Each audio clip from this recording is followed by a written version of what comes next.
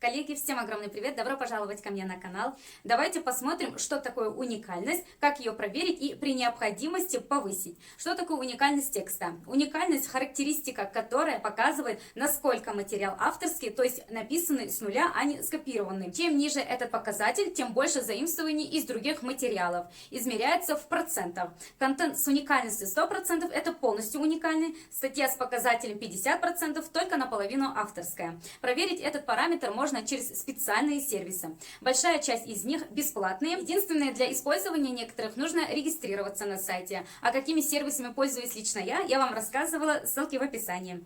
Уникальность по разным сервисам может отличаться, но не кардинально. Далее рассмотрим, что делать, если контент недостаточно уникален. Начнем обзор с наиболее популярных и эффективных способов повышения уникальности текста, которые работают и позволяют повысить оригинальность текста в любом антиплагиате. Первое – замена слов на синонимы. Этот способ работает и будет работать всегда. И это логично, ведь заменяя слова в тексте на синонимы, мы изменяем состав предложения, соответственно, антиплагиат видит новые слова и показывает более высокий процент. Этот способ не сложен, вы должны пройтись по всему тексту и поменять как можно больше слов на синонимы. Чем больше слов вы поменяете, тем выше будет процент оригинальности текста.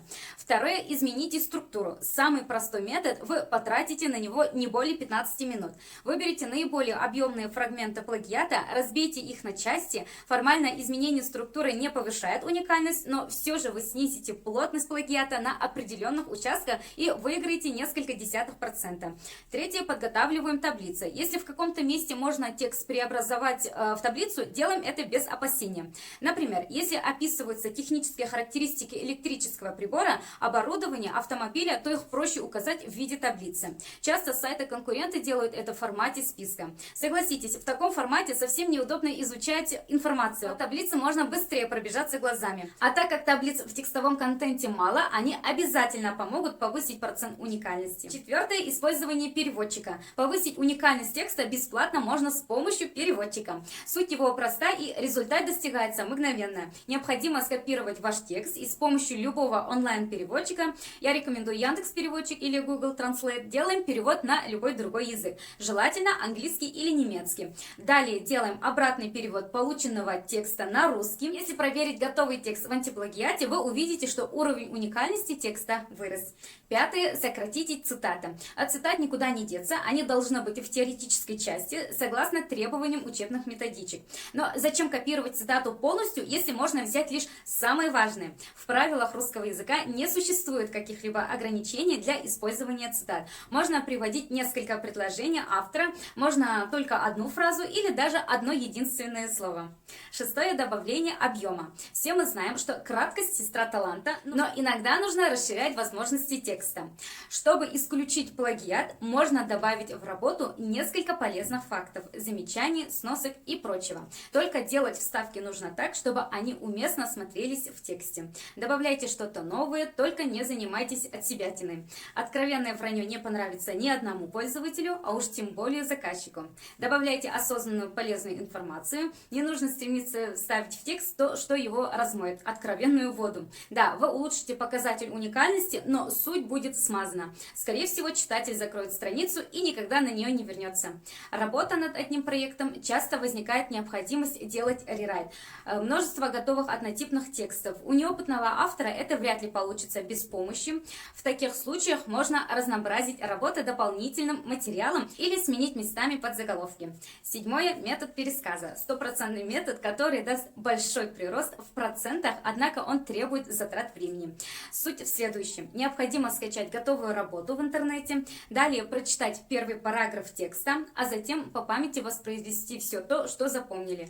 Естественно, вы будете писать все своими словами, за что антиплагиат вас вознаградит высокими процентами уникальности.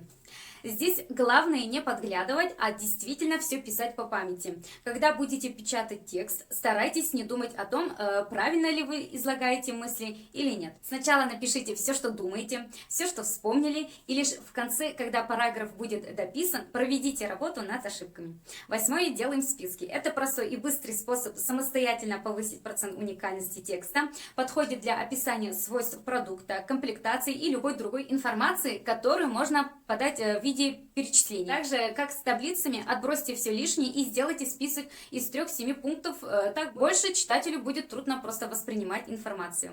9. Метод Шингла. Известный метод обхода антиплагиата. Постараюсь объяснить наиболее доступно, как повысить уникальность текста, зная секрет Шингла. Сайт проверки текстов антиплагиат имеет определенный алгоритм проверки. Он называется шаг Шингла. Известно, что антиплагиат сканирует документ, который загружает пользователь с текстами в интернете, однако он сравнивает не каждое слово в тексте, а через одно. Если слова совпадают, антиплагиат показывает, что текст не оригинальный и указывает, откуда именно он был скопирован. Так вот, необходимо обмануть антиплагиат и сбить шаг Шингла. Для этого необходимо после каждого второго слова в тексте вставить новые слова, тем самым сбить шаг Шингла. Естественно, новые слова должны совпадать по смыслу. Это стопроцентный способ повысить уникальность текста.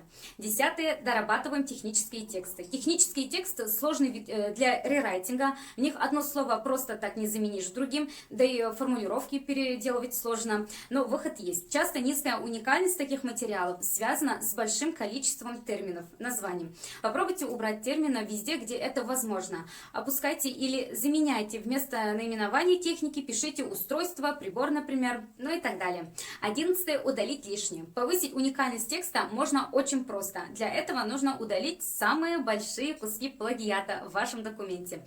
Опять же, тут нам поможет полный отчет. К примеру, у вас по тексту имеется большой фрагмент, который полностью является плагиатом. Если он не имеет ключевого значения в вашей теме, то его можно просто удалить, и одним лишь только удалением вы добьетесь повышения оригинальности текста. Еще лучше будет, если вы замените удаленный фрагмент на уникальный текст. 12. Пользуемся методом расширенного изложения. В школе мы все это делали, конечно, получалось по-разному, а сейчас отнеситесь к этому ответственно. Выбрав тему для написания статьи, прочтите существующую информацию на нескольких разных сайтах, затем суммируйте и обоснуйте полученные данные, приступайте к написанию. Волей-неволей у вас получится свой совершенно уникальный текст. Вы начнете строить предложение по-своему. Желательно во время написания не подсматривать в источники, пишите по памяти. Лучше потом свериться и при необходимости что-то добавить. Таким образом, вам уже после проверки повышать уникальность текста не нужно будет. Вы с первого раза наберете высокий процент.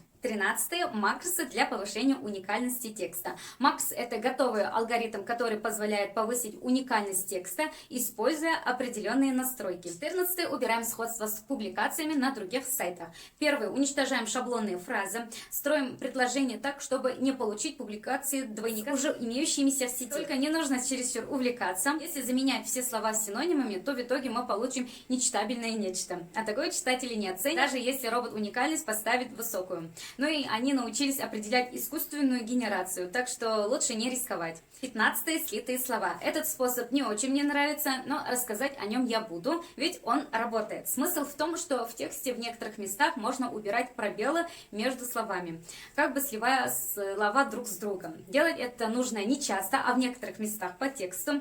Естественно, антиплагиат будет думать, что перед ним оригинальный текст в том месте, где вы слили два слова. Но нельзя переусердствовать. Если слитых слов будет слишком много, антиплагиат при проверке покажет, что документ подозрительный, и заказчик просто у вас не примет такую работу. Но если вам не хватает совсем немного процентов, эту штуку применить можно. И еще несколько полезных советов, которые помогут вам писать более качественные тексты. Первый. Читайте как можно больше. Чтение развивает кругозор. Читайте как можно больше и как можно разнообразнее. Читайте классику, читайте современников, читайте иностранную литературу, читайте родную литературу. Все это обязательно поможет вам в работе по написанию своих текстов.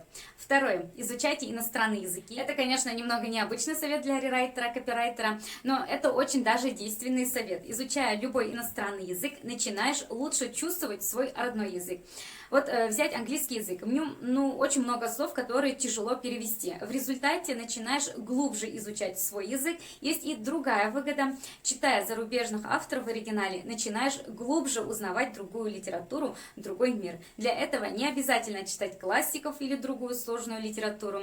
Очень интересно читать просто различные рассылки. В них видишь, как зарубежный автор по-дружески общается со своими читателями, и это очень интересно. Третье. Изучите слепой метод печати. Раз уж вы работаете с текстом, освойте слепой метод печати, затратив пару недель на обучение, затем в дальнейшем вы сэкономите себе массу времени. Освоив слепой метод, вы не только ускоряете свою работу, но и освобождаете свой мозг. Мозг думает, а руки печатают. Есть много разных программ, есть платные, есть бесплатные, например, соло на клавиатуре, но есть и огромное количество других программ, а можно и вовсе без программы. Главное знать раскладку пальцев.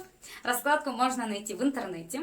Четвертый совет: уберите отвлекающие факторы. Во время работы по возможности уберите телефон, отключите мессенджеры. Все это очень даже отвлекает от работы. Если нет возможности уйти в тихое место, используйте наушники. Поставьте свою любимую музыку и сосредоточьтесь на работе.